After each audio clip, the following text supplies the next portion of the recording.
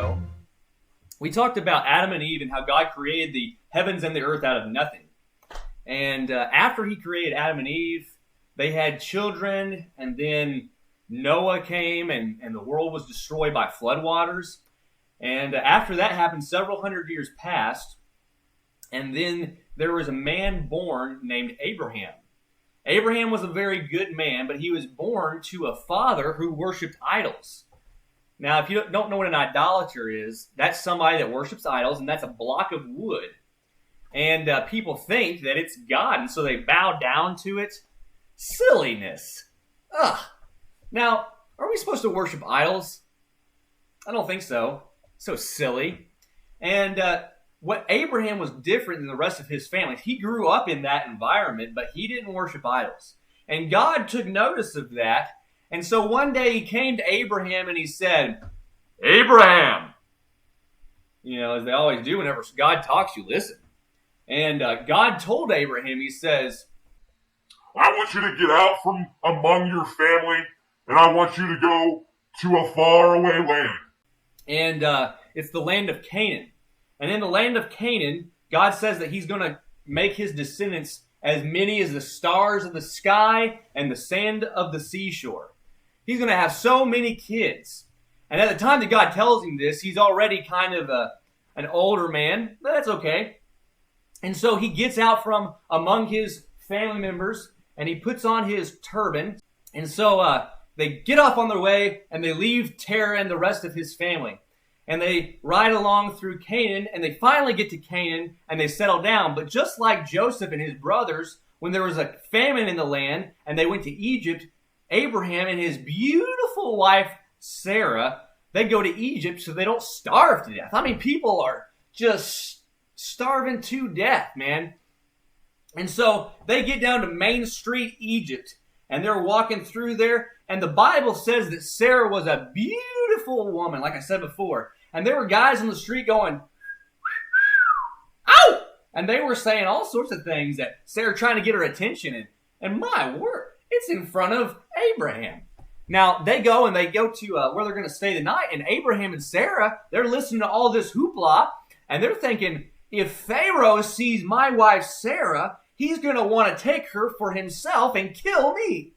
And so he says, this is what we're going to do. We're going to tell him that you're my sister. That was a lie. And bad things always happen when you lie. And another bad thing happens. And so, what do you know? Pharaoh's got his binoculars on, and he's looking across the land of Egypt, and he sees Sarah, and she is beautiful. And he says, oh my, I must have that woman. And so he goes down and inquires, and she says that they're not married, that Sarah's his sister. And so Pharaoh takes Sarah into his house. And that night, God rains down plagues on Egypt. Plagues that are terrible, a lot like the Exodus, if you remember that story. And finally, Pharaoh puts two and two together, and he realizes that Sarah is not Abraham's sister. They're actually married. And so he tells them to get out of here. Why are you going to lie to me and bring on? This ain't cool, man. Get out of Egypt. No. And so they get the memo, and Abraham and Sarah, they take off. Well, one summer, Abraham's brother, his son is named Lot. And Lot came to spend the summer with Uncle Abraham. And as he stayed there, they began to get comfortable, and Lot ends up sticking around, and he starts having a family there, and he raises his herds of sheep. And as time goes on, the herdsmen of Lot, they start to bicker with the herdsmen of Abraham. And they don't get along very much. And so Abraham and Lot are having dinner one night. And Abraham tells Lot, he says, nephew Lot, we're going to have to do something about this herdsman situation. It's not good. And they make up a plan. They go out onto the veranda. And on the veranda, they're looking out across the land. And over here is really, really green land. And over here is really brown, not so lush land. And Abraham tells Lot, he says, I'll let you decide. Do you want this land over here? And next to that land was the wicked, wicked city of Sodom and Gomorrah. And over here, there were no wicked cities, but it also wasn't the best land to plant tomatoes and potatoes and raise sheep.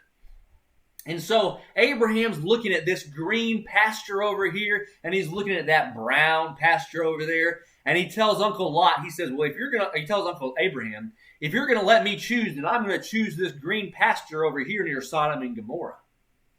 Now, just because something looks good doesn't mean it is good. And that's what we're going to find out in this story. And so Lot goes over there to the land of Sodom and Gomorrah and sets up shop in there. And Abraham takes his flocks and he moves over here to this browner land in the land of, I think it's in the land of Canaan, if I remember correctly. And so one time goes on, and there's a king named Chedorlaomer. And Chedorlaomer joins forces with 3 other kings. And these 4 kings together, they go and they start a war with the king of Sodom and Gomorrah and all the land of Canaan. And as they're going through there, guess what happens? Well, Lot's living over there in Sodom and Gomorrah, and they snatch him up and they carry him off. And they capture him. And Abraham finds out about this. And Abraham wasn't somebody that you would think would be a fighter. But what do you know? Abraham, he gets his swords and he tells his men, he says, I want you to strap on your sword and we're going after Lot to rescue him from the king Chedorlaomer. And so they get on their horses and they're riding like it's the Wild West, and they catch up with them and they catch up and they start fighting, man. Hi-ya! Pow! Pow! Ah! And they tear up the army of Chedorlaomer and they rescue Lot and they bring him back from captivity. And it was a glorious event. You know, Abraham couldn't have done that by his own brute strength because he wasn't a super strong man. He wasn't a fighter. But by the power of God, he was able to deliver Lot from King Chedorlaomer. And so he was taking Lot back to Sodom, and King Sodom meets him at the gate. And he says, Abraham, most blessed among men. And he tells him to take some of the spoils from King Chedorlaomer's defeat. Some of the valuable gold and jewels and cattle. And Abraham says, because he knows that he couldn't have defeated the king Chedorlaomer on his own, and he tells King Sodom, he says, Sir, thank you. I appreciate it, but I can't take any of this, for it belongs to the Lord, and I cannot take credit for any of this. And so they just leave it at that. Lot stays in Sodom and Gomorrah, and Abraham goes back to his pastures. Well, one day, Abraham's sitting there, and God comes to him in a vision, and he says, Abraham. And Abraham says, yes, Lord. And God says, I'm going to give you a child in your old age. Now, by this point, I think by this point, Abraham was in his late 70s, maybe early 80s. So he's way past the time of childbearing age. And Sarah, his wife, is way past being able to have any kids. You understand? They're old. I mean, you know, your grandparents, can you imagine your grandparents having kids? Ugh, gross. And so they're really old, and they're thinking, how in the world, God, are we going to have children? Well, years go by, and one day God comes to Abraham again, and he says, Abraham. And he's listening, and there's 3 men coming in the distance, and they're making their way to Abraham's tent. And they finally get to Abraham's tent. And Abraham's a very hospitable person. He's very kind to neighbors and strangers. And he says, come into my tent and have some butter and some milk and some lamb. And so they come in and they take off their turbans. And they say, we have a message for you, Mr. Abraham. How do they know his name? Because these aren't regular men. These are angels. They're angels. And so they say, Mr. Abraham, we have a message for you. And he says, what do you know? And Sarah's outside the tent. She had whipped together lunch real quick, and she's outside the tent listening. And those three men tell Abraham. Now, Abraham at this point is, I think, 99 years old. Woo-wee! Old, man. And these three men say, about this time next year, you're going to have a child, a boy. And this boy is going to be the fulfillment of the promise that God told you. He's going to give you a child in your old age. And Abraham is listening, and Sarah's out there, and she's snickering. She tries to cover up, but those angels heard her. She was laughing because she couldn't believe what they were. That sounded so silly that she was going to have a child in her old age, and she's. And those angels, they hear her sing. She said, "Why are you laughing, Sarah?" And she said, I wasn't laughing. No, I wasn't laughing. And she says, they say to her, "Yes, you were. And if you don't believe me, by this time next year, you will believe me because you're going to have a child." And she straightened up. Yes, sir, yes, sir. And those three angels went off into the sunset. And guess where they went? Well, it turns out that one of them departs, and there's only two of them now, and they go to the city of Sodom and Gomorrah. And that was over there, remember, in that pasture way over there with the green pasture. And so they come up to that city, and Lot, the nephew of Abraham, he's the one that was rescued from King Chedorlaomer, remember that?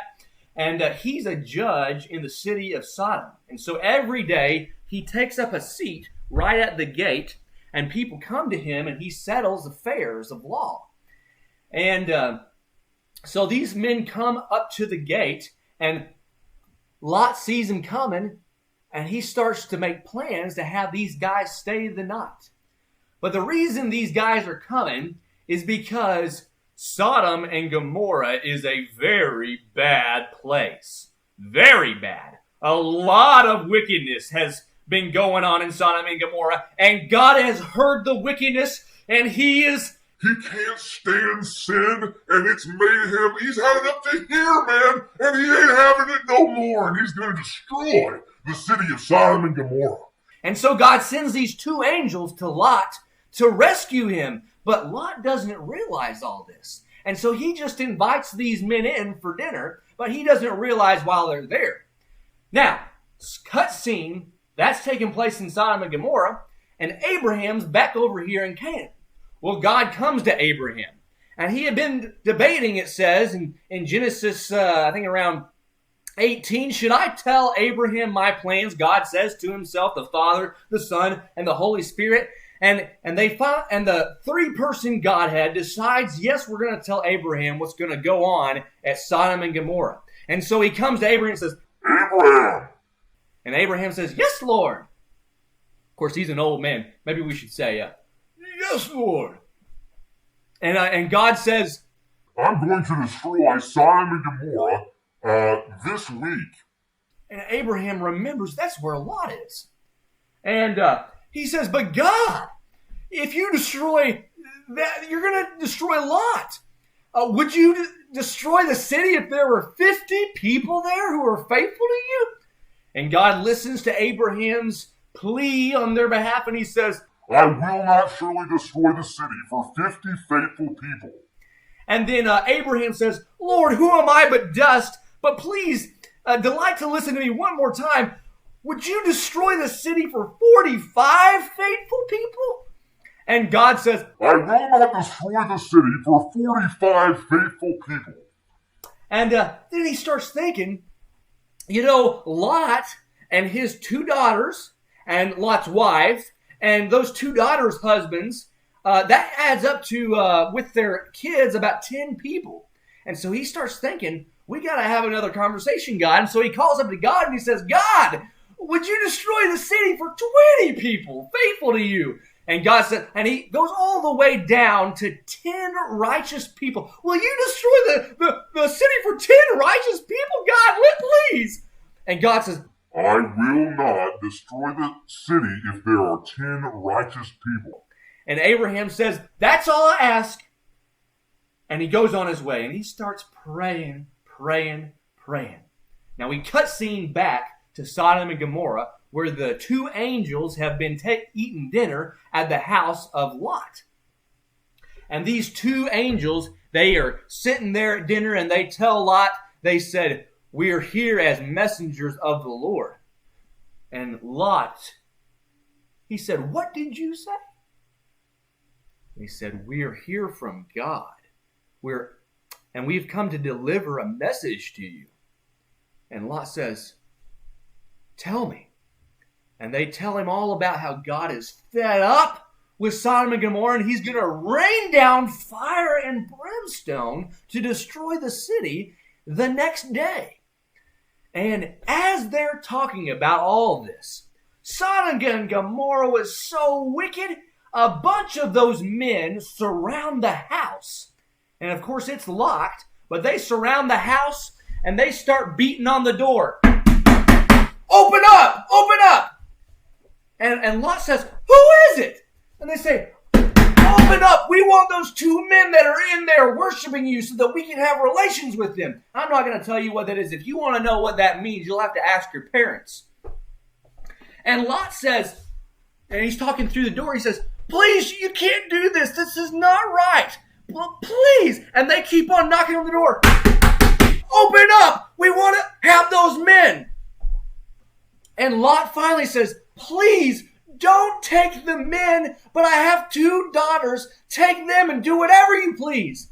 And as that happens, those guys, they start to get their hand in the door. And as soon as they do, the angel from God, he reaches out his hand and he strikes all the men surrounding the house with blindness. Oh, what happened? And they can't see anything. And they're groping around and they fall. And all those men are struck with blindness. And they know these aren't any ordinary men. And they leave and they disperse. And at that point, Lot knew for a fact these men were angels from God. And so he is listening with everything he said. "Tell me that again. What did you say again?" And the angels took them by the arms. And he grabbed Lot by the arm and he says, "Follow me, all of your family. And if all of your family doesn't follow me, you're going to be destroyed with the city." And so Lot's telling his son-in-law, and he says, "Sons," his sons-in-law, that's the ones married to his daughters. He says, "Please listen to me. God's going to rain down fire from heaven and destroy the city if you don't follow." And they're thinking, Lot, you're so silly. Have you been smoking again?" And so they don't listen to him. And so the angel grabs Lot by the arm and he takes him. And as they're going, he says, in just a minute, these angels tell Lot and his wife and daughters, he says, in just a minute, fire and brimstone is going to rain down and destroy the city. Don't look back. Don't look back at the city, because the moment that you look back at Sodom, you're going to turn into salt. And so they're running with all they got. They're trying to get out of the city, man. And you know what Lot's wife does? They get about half a mile outside the city, and Lot's wife, she does this. And as soon as she looks back, she turned into this right here, salt. She just fell to the ground. And Lot just kept on running with his daughters, and they ran to the land of Zoar, and they lived there in caves for many years. That was the story of Sodom and Gomorrah and Lot. Now, some other stuff happens in those caves that we're not going to talk about because, again, we're wanting to keep this PG. A G, actually. And so we'll leave that for your parents. But you parents, if you want to know the rest of that story, I think it's in Genesis 19 and 20, if you want to read about that horrific story that takes place there. Okay, the last part of this story about Abraham is his encounter with God one last time. Now, he has several encounters with God, but this is the last one we're going to tell, and then we're going to be done. Down the road, a year passes. Abraham was 99 years old. Now he's 100. Sarah has conceived, and she's going to have a son. And so God's promise they would have a son in their old age comes true. And so finally, the son is born, and they name him Isaac. And Isaac grows up to be a young man, probably my size. He's probably around 21, has a strong, strapping figure. And God comes to Abraham one day. Now, I want you to remember this. This man, Isaac, was the very one God promised he was going to make a great nation out of Abraham. And this great nation would dwell in the land of Canaan, and they would bless all the peoples of all the earth. That's very important about what's going to happen. God comes to Abraham again, and he says, Abraham! And he says, yes, Lord. By this time, Abraham, he knows to trust God and listen to God whenever God speaks. And he says, yes, Lord. And God says, I want you to take your only begotten son, Isaac, and I want you to take him up to the mount and burn him as a burnt sacrifice, your only begotten son. I want you to do it 4 days from now. And so Abraham's thinking about that. And he says, God said to do it, so I'm going to do it. And he goes to all his men and he says, I want you to all pack up dinners, pack up a camp pack, and go with me up to the mountain. And so they pack their turbans, and they get their turbans on, and they go with Abraham up to the mountain. They don't know why they're going, but they're going up to a mountain with Abraham, going camping. And so they get on their donkeys, and they're on their way. And they pack some firewood, for at night. And finally, they've been going for 3 days. And on the third day, God tells them, Abraham tells his company to halt. And so they all halt. And Abraham tells his men, he says, me and Isaac are going to go up this mountain, and we'll come back, but we're going to go up there and we're going to worship God. And we're going to need some wood, and we're going to need a lamb. And so they take some wood, and they take the lamb, and they go up to the mountain. Now, Isaac, he doesn't know why they're going up there yet. But they climb up the mountain, and they finally get to the top. And Isaac says, Father, where's the animal that's going to be our sacrifice? Because you can't have an animal sacrifice without an animal, duh. And Abraham tells Isaac as they're putting the wood up on the altar, he says, don't worry, son. God will provide. God will provide. And after a little bit, Abraham tells Isaac, he says, son, I want you to lay on that altar for me. And Isaac thinks, that's crazy. But he does what his father says. He lays on that altar. Now, I don't know if I can lay down and still stay in the shot. But I'm Isaac in this story, and I'm laying on the altar.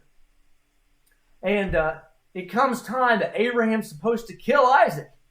And so he raises that knife to kill Isaac. And just as he's about to let it down, God grabs that knife and he yanks it out of Abraham's hand. And he says, don't do it. I know now that you trust me with all your heart. Don't do it. And as they looked up, across the way in a thicket, there was a ram that was caught. And Abraham went and got that ram that God had provided, and he put that on the altar. He took Isaac off, and they burned that as a soothing aroma to God, an act of worship. And from that time forward, actually before that, but from that time forward, Abraham became known as a man of faith. Now here's a couple lessons I want you to remember from this. And that is, whenever God asks you to do something, now God doesn't talk to us today like he talked to Abraham and to Lot and all them. But whenever God tells you to do something, and your parents are reading the Bible with you like they're supposed to be doing, and the Bible says to do something, it doesn't matter how crazy it sounds. If God said to do it, we got to do it. Okay? And another thing is, what was the other thing? I can't remember. Well, don't wear a towel turban around these parts, because people will probably think that you've gone crazy. So don't do that. But there's only one true God, and he's in control of everything. And he's powerful enough that he can take somebody like Abraham and make a great nation out of him, even in his old age. And he can take Abraham and 317 other men and deliver his nephew from King Chedorlaomer and all these massive armies. And he can take Abraham and protect him from Pharaoh while his wife is the beautiful Sarah, without Pharaoh violating her. And he can take Lot and rescue him from. And so, what the point of all these stories is, what I'm trying to get at, is that God is in control, and nothing happens without his permission. And everything will be all right in the end if we trust God. So that's the end of our Bible stories tonight. And the next time we get together, we will finally go back to the stories about Israel in the wilderness for 40 years. So come back with us next Friday. It will be at 8 p.m. next Friday, as per usual. So go back to normal next Friday.